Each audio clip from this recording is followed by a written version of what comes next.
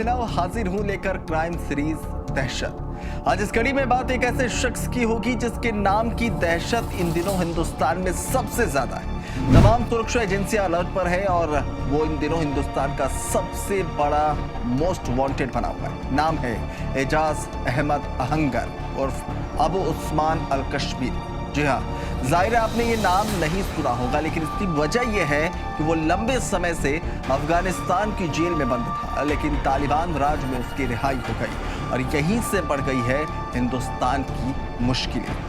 भारत का most wanted ये शख्स मूल रूप से हिंदुस्तानी है, फिर भी दिल और दिमाग से ये असल में भारत का कट्टर दुश्मन और भारत के धुर विरोधी या कहिए दुश्मन पड़ोसी मुल्क पाकिस्तान और उसकी खुफिया एजेंसी ISI का विश्वास पात्र है और उसकी उम्र तकरीबन 55 से 58 साल के बीच है। उसके नाम में कश्मीरी लफ्ज जुड़ा हुआ है, जिससे आप समझ सकते हैं कि वो मूल रूप से जम्मू कश्मीर का रहने वाला है, लेकिन उसकी मंशा हमेशा हिंदुस्तान की बर्बादी रही है। एजाज कुछ समय से अफगानिस्तान की अलग अलग जेलों में बंद था। हाल ही में उसे वहां जेल से रिहा कर दिया गया। एजाज पाकिस्तानी खुफिया एजेंसी का दाऊद इब्राहिम के बाद हाल फिलहाल में सबसे विश्वास पात्र गुर्गा कहिए या फिर मोहरा है।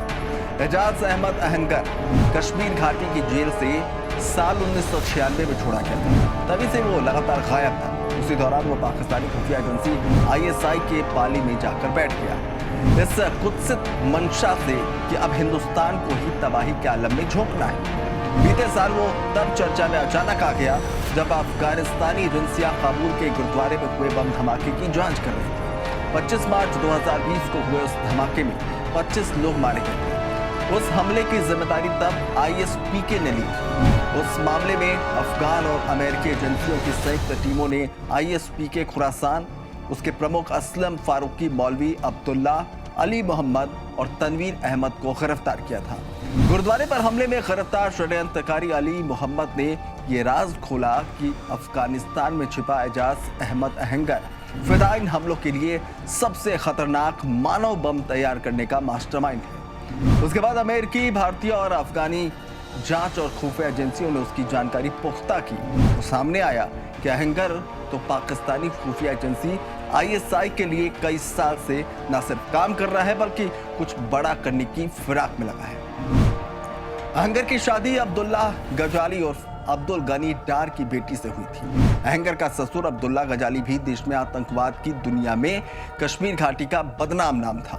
वो लश्कर-ए-तैयबा का कमांडर था। जब वो 80 साल का था तब लाल चौक पर उसकी हत्या कर दी गई थी। एजाज अहंगर को पहली बार कश्मीर घाटी में 1992 में गिरफ्तार किया गया था। तब वो कई साल तक जेल में बंद रहा। साल 1995 और 1996 में श्रीनगर में अहंगर को फिर से गिरफ्तार करके जेल भेजा गया। 1996 में कश्मीर घाटी की जेल से बाहर आते ही अहंगर बांग्लादेश के रास्ते पाकिस्तान भाग गया। उसी दौरान वो पाकिस्तानी खुफिया एजेंसी ISI के संपर्क में पहुंचा था। तब से वो अब तक हिंदुस्तानी एजेंसियों की नजरों से गायब था।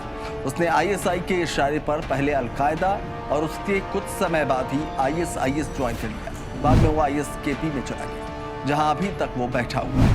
हिंदुस्तानी खुफिया और जांच एजेंसियों के मुताबिक अहंगर एक ऐसा खतरनाक मास्टरमाइंड है जो आज के जमाने में सबसे खतरनाक तरीके से सोशल मीडिया पर ही आतंकवादी तैयार कर रहा है। फिदाइन हमलों के लिए मानव बम बनाने में उसकी टक्कर का हाल फिलहाल में कोई भी बड़ा आतंकी नहीं है। कोई बड़े आतंकी गुट के पास तेज दिमाग ऐसा कोई शख्स नहीं है।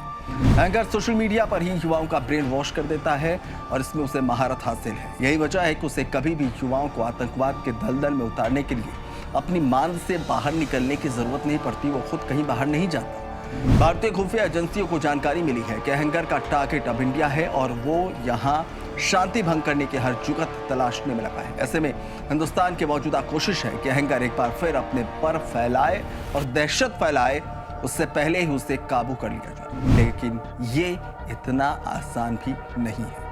फिलहाल कोशिशें जारी है, लेकिन इतना साफ है कि मौजूदा समय में दाऊद से भी ज्यादा अगर किसी की दहशत नजर आ रही है तो वो अहंगर ही है। खैर, तो क्राइम सीरीज दहशत में आज के लिए बस इतना ही। फिर हाजिर होंगे दहशत की एक और दास्तान के साथ। तब तक के लिए मुझे दीजिए इजाजत। नमस्कार।